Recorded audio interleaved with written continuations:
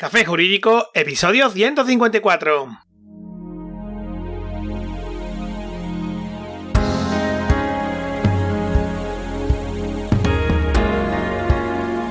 Muy buenas tardes, bienvenidos un día más. Hoy martes 16 de noviembre, mi nombre es Juanma Delgado y esto es Café Jurídico, un espacio de divulgación jurídica donde, en el tiempo que dura un café, abordaremos novedades legislativas, interpretaciones de doctrina y jurisprudencia sobre distintas temáticas, aprenderemos a manejar herramientas para la eficacia y la productividad profesional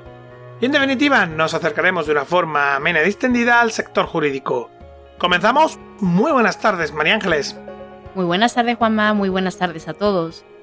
Traigo para hoy algunas cuestiones que al menos para mí considero que son bastante interesantes, así que quedaros hasta el final para no perder detalle de nada. Y Juanma, así que si te parece, ¿vamos con ello? Perfecto, María Ángeles, pero antes déjame un momento para hablar de cursosjurídicos.es, el entorno virtual de aprendizaje creado por y para profesionales del sector jurídico, aportando una visión de 360 grados sobre todos los aspectos relativos al ejercicio de este tipo de profesión, con un enfoque práctico y muy orientado a la adquisición de competencias. Estamos preparando un nuevo curso de Derecho Penal centrado en la asistencia al detenido tanto en sede policial como en sede judicial. Una acción formativa que tendrá una duración de 40 horas lectivas y que dará comienzo el próximo 10 de enero. Sí, ya lo sé, aún falta mucho tiempo y ya en los siguientes programas te iremos ampliando información, pero ya quería contarlo porque son muchas las consultas que hemos recibido al respecto de los talleres de simulación de juicio y demás. Así que, ya sabes, anótate esta fecha en la agenda para que no se te olvide, 10 de enero. Y ahora sí, comenzamos cuando quieran, María Ángeles.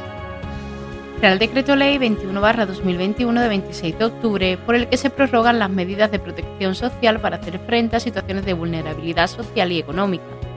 Se dispone la prórroga del plazo de vigencia de algunas medidas del llamado escudo social que expiraban el 31 de octubre y que se establecieron con el Real Decreto Ley 8/2021 de 4 de mayo y otras medidas de protección en el ámbito del arrendamiento de vivienda contenidas en el Real Decreto Ley 11/2020 de 31 de marzo, por el que se adoptan medidas urgentes complementarias en el ámbito social y económico para hacer frente al COVID-19, reforzando con ello las medidas de protección de los consumidores más vulnerables, reduciendo también con ello el fenómeno de la pobreza energética. Entonces, ¿hasta cuándo se amplían estas medidas de protección social? Se amplían hasta el 28 de febrero de 2022 la garantía de suministro de agua, electricidad y gas natural a los consumidores vulnerables, modificándose para ello el artículo 5 de dicha norma. Permanece en vigor temporalmente la definición ampliada de consumidor vulnerable a los efectos de prorrogar el derecho a la percepción del bono social de electricidad y la protección especial frente a la interrupción del suministro. Vale, María Ángeles, entiendo que con ello continuará la suspensión temporal de los procedimientos de desahucio y los lanzamientos para hogares sin alternativa habitacional, ¿no es así? Pues sí, Juanma, se extiende hasta el 28 de febrero las medidas de protección en situaciones de vulnerabilidad en materia de vivienda establecidas en el Real Decreto Ley 11/2020 de 31 de marzo. De esta manera, se amplía hasta esa fecha la suspensión de los procedimientos de desahucio y lanzamientos de acuerdo con los trámites ya establecidos y en consonancia la posibilidad hasta el 31 de marzo de 2022 de solicitar la compensación por parte del arrendador o propietario recogida en el Real Decreto Ley 37/2020 de 22 de diciembre de medidas urgentes para hacer frente a las situaciones de vulnerabilidad social y económica en el ámbito de la vivienda y en materia de transporte, así como la posibilidad de solicitar la moratoria o condonación parcial de la renta cuando el arrendador sea un gran tenedor o entidad pública en los términos establecidos en dicho Real Decreto Ley. Y se amplían hasta el 28 de febrero de 2022 los contratos de arrendamiento de vivienda que puedan acogerse a la prórroga extraordinaria de 6 meses en los mismos términos y condiciones del contrato en vigor. Además, ello también es extensible a la consideración como esenciales de los servicios de protección y asistencia a las víctimas de violencia de género hasta el 28 de febrero de 2022, a fin de que las administraciones públicas competentes sigan adoptando todas las medidas que resulten necesarias para garantizar tanto la prestación, entre otros, de servicios de acogida, de información o asesoramiento jurídico 24 horas a las víctimas de violencia de género, como el apoyo al personal que presta servicios de asistencia social integral a las víctimas. Tengo entendido que se modifica también el texto refundido de la Ley General de la Seguridad Social aprobado por el Real Decreto Legislativo 8/2015 de 30 de octubre, mediante la que se regula la forma de acreditar la situación de cese de actividad de los trabajadores autónomos cuando concurra una situación de fuerza mayor que determine el cese temporal o definitivo en la actividad económica o profesional. Y también se modifican las ayudas establecidas para los trabajadores autónomos de La Palma afectados por la erupción volcánica. ¿Qué nos puedes contar sobre todo esto? Se modifica el artículo 332.1 para introducir un párrafo B nuevo. La fuerza mayor determinante del cese temporal o definitivo de la actividad económica o profesional se acreditará mediante documentación que acredite la existencia de la misma y la imposibilidad del ejercicio de la actividad, ya sea de forma temporal o definitiva. Si el cese es definitivo, deberá aportar la solicitud de baja en el censo tributario de empresarios, profesionales y retenedores y la baja en el régimen especial de la Seguridad Social en el que estuviera encuadrado el solicitante. En el caso de que la actividad requiriera el otorgamiento de autorizaciones o licencias administrativas, se acompañará la comunicación de solicitud de baja correspondiente y, en su caso, la concesión de la misma, o bien el acuerdo de su retirada. Si el cese es temporal, no procederá la baja en el régimen especial de la Seguridad Social. Y se modifica el artículo 337.1 para añadir un párrafo final. Los trabajadores autónomos que cumplan los requisitos establecidos en el artículo 330 deberán solicitar a la misma mutua colaboradora con la Seguridad Social a la que se encuentren adheridos el reconocimiento del derecho a la protección por cese de actividad. Respecto de los trabajadores por cuenta propia que no se encuentren adheridos a una mutua, será de aplicación lo establecido en el apartado 3 del artículo 346. El derecho al percibo de la correspondiente prestación económica nacerá desde el día siguiente a aquel en que tenga efectos la baja en el régimen especial al que estuvieran adscritos. En el resto de supuestos regulados en ese mismo artículo, el nacimiento del derecho se producirá el día primero del mes siguiente a aquel en que tenga efectos a la baja como consecuencia del cese de la actividad. Cuando el trabajador autónomo o económicamente dependiente haya finalizado su relación con el cliente principal, para tener derecho al percibo de la prestación, no podrá tener actividad con otros clientes a partir del día en que inicie el cobro de la prestación. En los supuestos de suspensión de actividad como consecuencia de fuerza mayor, el nacimiento del derecho se producirá el día en el que quede acreditada la concurrencia de la fuerza mayor a través de los correspondientes documentos. Y en relación a los trabajadores autónomos de La Palma, se modifica la disposición adicional sexta del Real Decreto Ley 18/2021 de 28 de septiembre de medidas urgentes para la protección del empleo, la recuperación económica y la mejora del mercado de trabajo, que contemplaba medidas específicas para estos trabajadores, por lo que, siendo que la actividad económica de la isla va a continuar viéndose afectada a medio plazo, con esta modificación se establecen nuevas medidas en favor de los trabajadores autónomos afectados que no se hubiesen podido acoger a las medidas reguladas en el Real Decreto Ley 18/2021 de 28 de septiembre, incluyéndose nuevas ayudas que conllevan una prestación y exoneración de las cuotas de la Seguridad Social para aquellos que se vean obligados a cesar su actividad. Vale, ¿cuándo entra en vigor? Al día siguiente al de su publicación en el BOE, esto es 28 de octubre de 2021.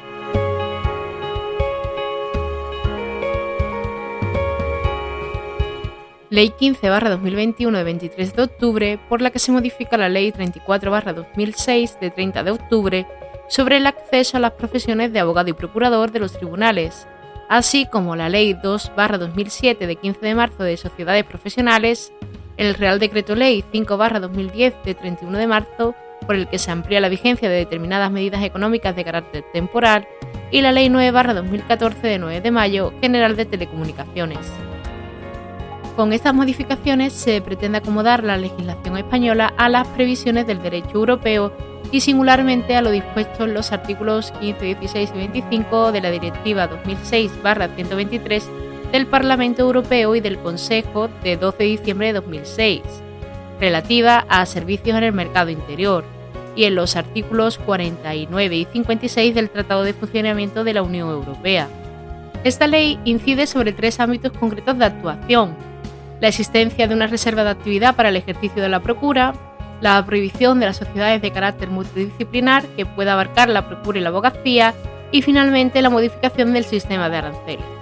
A grosso modo, ¿qué nos puedes contar de estos 3 ámbitos de actuación?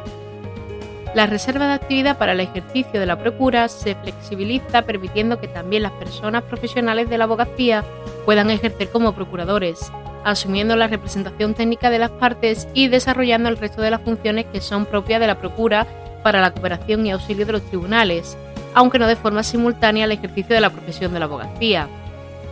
Para ello se modifica la Ley 34/2006 de 30 de octubre, estableciendo en síntesis el acceso único a las profesiones de la abogacía y la procura.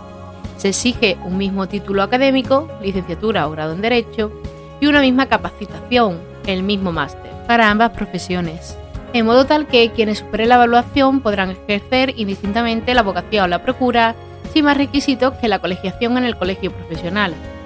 De esta manera se establece un mismo título habilitante para el ejercicio de 2 profesiones diferenciadas en el bien entendido sentido de que las funciones de la procura han de estar separadas de la función propia de la abogacía, porque eso redunda en beneficio de la Administración de Justicia. En ese sentido, la reforma es coherente con el apartado 3 del artículo 23 de la Ley 1/2000 de 7 de enero de enjuiciamiento civil y con los artículos 542 y 543 de la Ley Orgánica 6/1985 de 1 de julio del Poder Judicial, de los que resulta que continúa siendo incompatible el ejercicio simultáneo por una misma persona física de las profesiones de la abogacía y la procura. Es decir, que la nueva normativa mantiene la incompatibilidad de ejercer simultáneamente ambas profesiones, ¿no? Correcto, Juanma, así es. En segundo lugar, se aborda la reforma de la Ley 2/2007 de 15 de marzo de sociedades profesionales, a fin de habilitar a las sociedades profesionales multidisciplinares el ejercicio simultáneo de la abogacía y la procura para poder ofertar y prestar un servicio integral de defensa y representación. Esto es, se autoriza que profesionales de la abogacía y la procura se integren en una misma entidad profesional. A fin de garantizar la imparcialidad e independencia del ejercicio de la respectiva actividad profesional, además de la incompatibilidad del ejercicio simultáneo de las profesiones de la abogacía y la procura, de acuerdo con la Ley Orgánica 6/1985 de 1 de julio del Poder Judicial y la Ley 1/2000 de 7 de enero de enjuiciamiento civil, se establece que los estatutos de las sociedades profesionales, cuyo objeto social consista en la prestación de servicios jurídicos integrales de defensa y representación, contendrán, de conformidad con lo que prescriban las normas deontológicas de las respectivas profesiones, las disposiciones necesarias para garantizar que los profesionales que asuman la defensa o la representación de sus patrocinados puedan actuar con autonomía e independencia y apartarse de cualquier asunto cuando pueda verse comprometida su imparcialidad. Con esta reforma, las sociedades de profesionales de la abogacía podrán incorporar profesionales de la procura como socios y socias profesionales, al igual que las sociedades de profesionales de la procura podrán incorporar profesionales de la abogacía, preservando cada uno sus competencias, responsabilidades y obligaciones propias. Se trata de una gran reforma que busca dinamizar un mercado saturado, permitiendo ahorrar costes a los profesionales de la abogacía y de la procura, ofreciendo en cambio una mayor flexibilidad en la organización de ambos colectivos, al tiempo que preserva la función de cada uno de los profesionales de forma claramente diferenciada.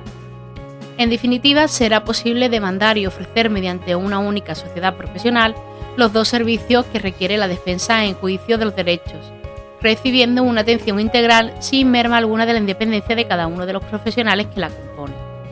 ¿Y de la modificación del sistema de aranceles, qué nos cuenta? Con la reforma se modifica el Real Decreto Ley 5/2020 de 31 de marzo, que amplía la vigencia de determinadas medidas económicas de carácter temporal y específicamente busca fijar un máximo de 75.000 euros como cuantía global de los derechos devengados por una persona profesional de la procura en un mismo asunto, estableciendo además que el sistema arancelario de la procura no podrá fijar un límite mínimo.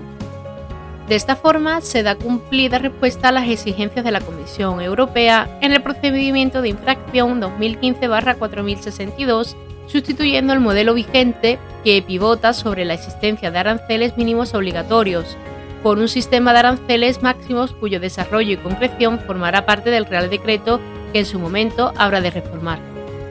¿Qué más podemos comentar sobre esta ley? Pues que su articulado se completa con 3 disposiciones transitorias.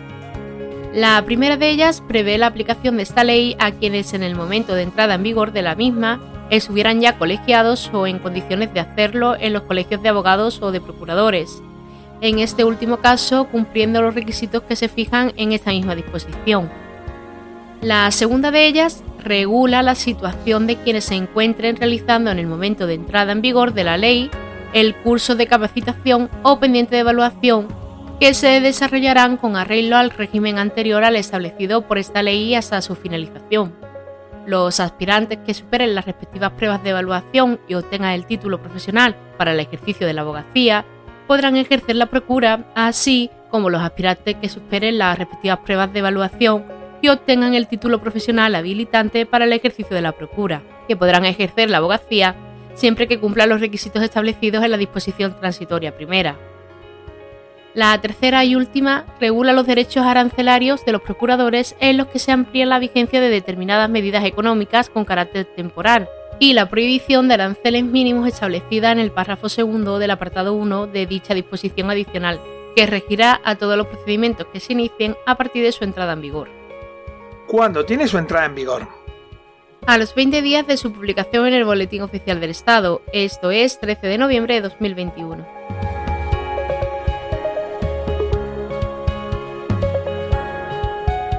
Real Decreto 933/2021 de 26 de octubre, por el que se establecen las obligaciones de registro documental e información de las personas físicas o jurídicas que ejerciten actividades de hospedaje y alquileres de vehículos a motor. La normativa vigente sobre el registro documental que deben llevar los establecimientos de hostelería se encuentra básicamente recogida en el Decreto 1513/1959 de 18 de agosto, en relación con los documentos que deben llevar los establecimientos de hostelería referente a la entrada de viajeros y sus normas de desarrollo, entre las que destaca la Orden 1922-2003 del 3 de julio, sobre libros, registros y partes de entrada de viajeros en establecimientos de hostelería y otros análogos. No obstante, el tiempo transcurrido desde la publicación de dichas normas hace, por una parte, que queden fuera de su ámbito de aplicación las nuevas modalidades de actividades de hospedaje, como son las viviendas turísticas de corta duración explotadas por empresas o particulares mediante el registro en portales o centrales de reserva a través de medios digitales o Internet. Por otro lado, la normativa actual tampoco permite que se facilite a las fuerzas y cuerpos de seguridad toda la información disponible, necesaria para que puedan realizar sus labores de prevención y protección, entre otras cuestiones. De ahí que sea necesario que se recoja pormenorizadamente la totalidad de los datos que deberán ser proporcionados por parte de los sujetos obligados. ¿Cuál es el objeto entonces de este Real Decreto, María Ángeles? Pues regular las obligaciones del registro documental e información previstas en la normativa de protección de la seguridad ciudadana para las personas físicas o jurídicas que ejerzan profesionalmente o no actividades de hospedaje o alquileres de vehículos a motor sin conductor,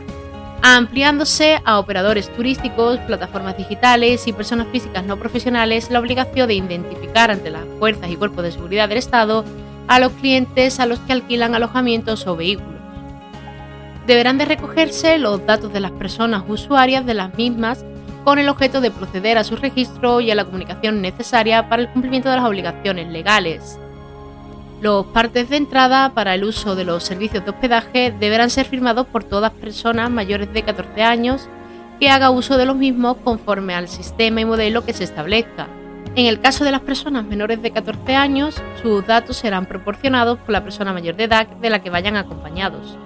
Igualmente, las personas arrendadoras deberán firmar las hojas de los servicios en las actividades de alquiler de vehículos conforme al sistema y modelo que también se establezca.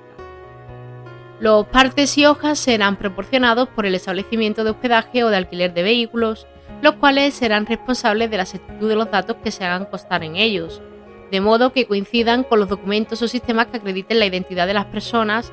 que habrán de ser exhibidos o facilitados por los usuarios de estos servicios. Asimismo, los sujetos obligados deberán de llevar un registro informático en el que consten los datos que se relacionan en los anexos 1 y 2, en función de la actividad que desarrollen, incluidos en su caso los datos de las personas menores de 14 años, y deberán registrar y conservar aquellos datos de sus usuarios en los términos que se determinen. Los datos del registro informático deberán conservarse durante un plazo de 3 años a contar desde la finalización del servicio o prestación contratada.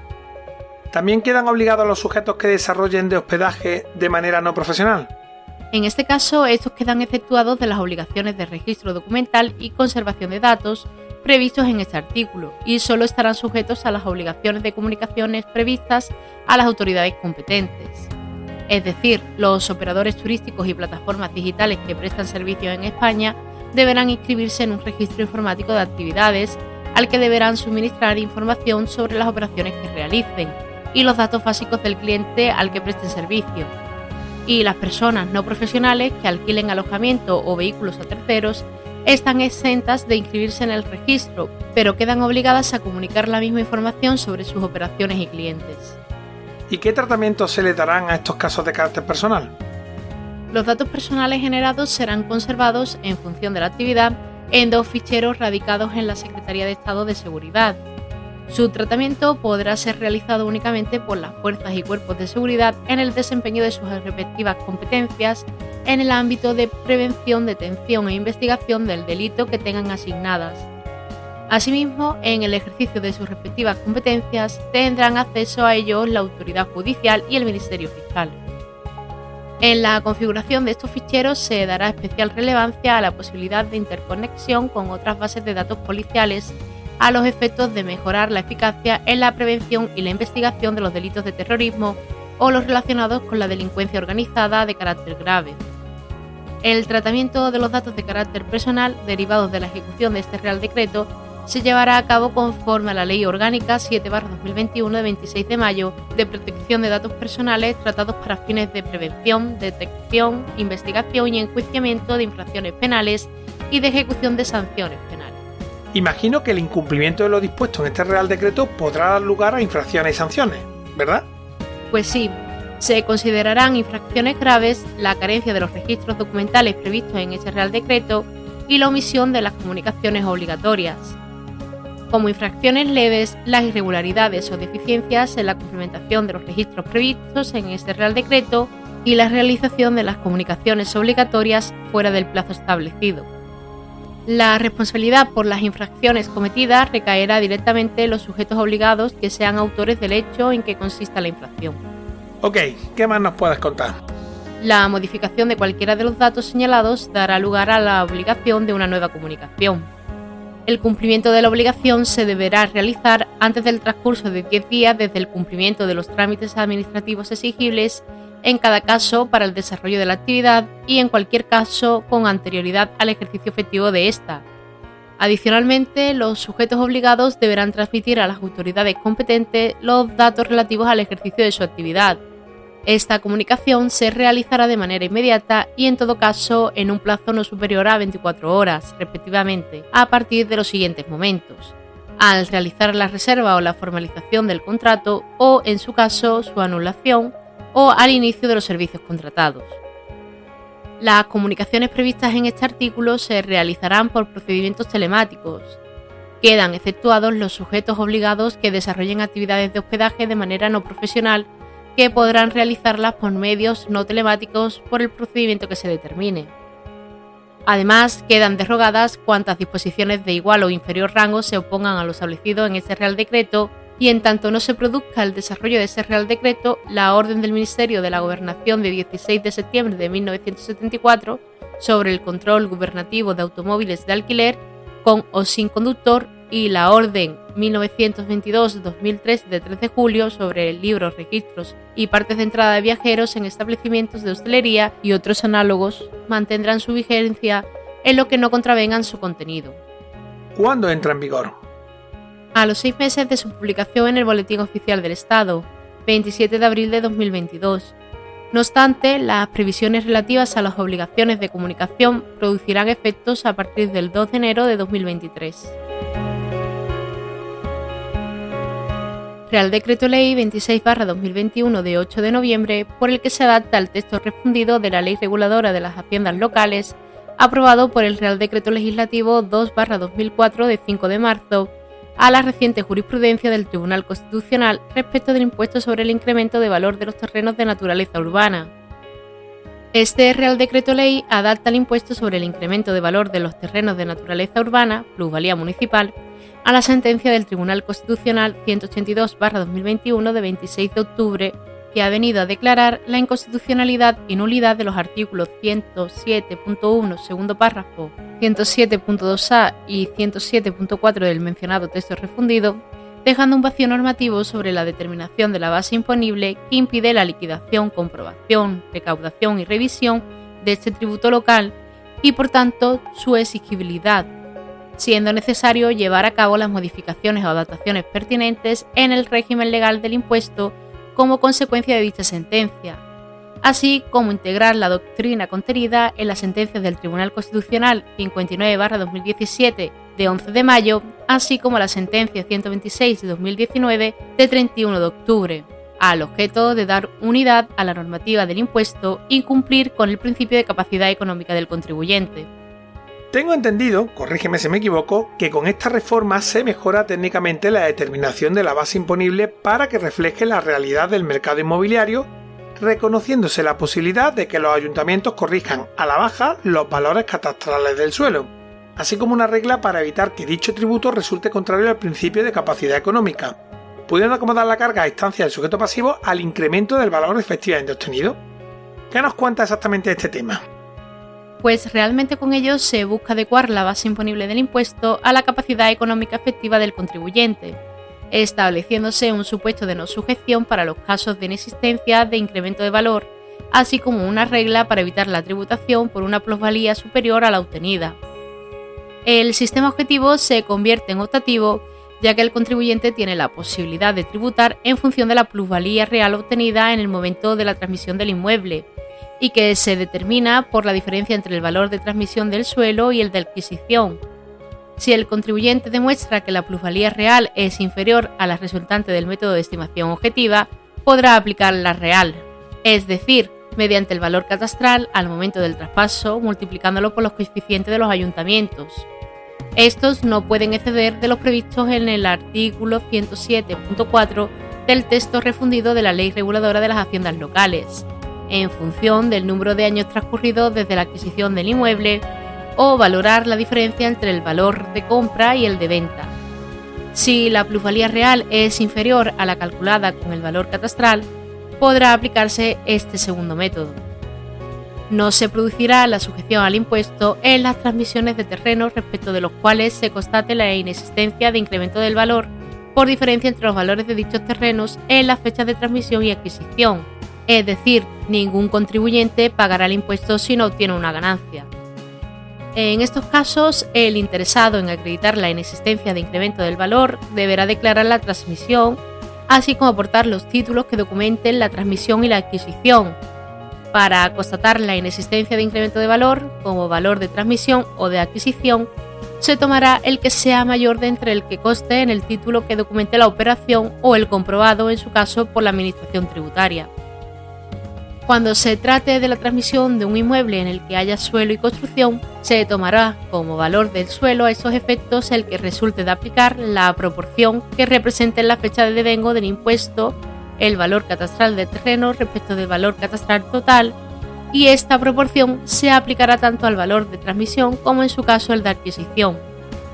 Estos cálculos podrán ser objeto de comprobación por parte de los ayuntamientos, como así introduce la norma. Si la adquisición o la transmisión hubiera sido a título lucrativo, se aplicarán las reglas de los párrafos anteriores, tomando en su caso, por el primero de los dos valores a comparar, señalados anteriormente, el declarado en el impuesto sobre sucesiones y donaciones. La base imponible de este impuesto está constituida por el incremento del valor de los terrenos puesto de manifiesto en el momento de devengo y se determinará multiplicando el valor del terreno, valor catastral, en el momento del devengo por el coeficiente que corresponda al periodo de generación y aprobado por los ayuntamientos y que en ningún caso podrá exceder de los límites establecidos. Por ejemplo, periodo de generación inferior a un año, coeficiente 0,14, 4 años, coeficiente 0,17, 15 años, coeficiente 0,12, igual o superior a 20 años, 0,45. Estos coeficientes serán actualizados anualmente. María Ángeles, también hay un nuevo supuesto, ¿no? Así es, Juanma. Se establece que serán grabadas las plusvalías generadas en menos de un año, es decir, las que se producen cuando entre la fecha de adquisición y la transmisión ha transcurrido menos de un año, y que por tanto pueden tener un carácter más especulativo. ¿Algo más que quieras comentarnos sobre este Real Decreto Ley?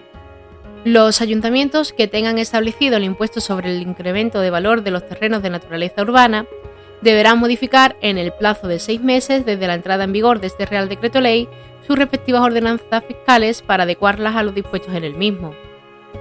Los ayuntamientos tendrán la posibilidad de corregir hasta un 15% a la baja los valores catastrales del suelo en función de su grado de actualización. Ello garantiza que el tributo se adapte a la realidad inmobiliaria de cada municipio. Bueno, y respecto a la posibilidad de interponer recursos o reclamaciones y en relación a la retroactividad de la norma, ¿qué nos cuenta? El contribuyente tiene un plazo teórico de 4 años para pedir la revisión de la suma abonada, aunque se ha determinado que no será posible reclamar las cantidades que no se encontrasen ya recurridas antes de dictarse sentencia, 26 de octubre de 2021. Si el ayuntamiento liquidó de manera directa el impuesto sin haber cerrado en firme la valoración, también sería posible reclamarlo. La nueva normativa no tiene carácter retroactivo y, por otro lado, se restablece la exigibilidad del impuesto que había quedado en suspenso con la sentencia del Tribunal Constitucional el pasado 26 de octubre,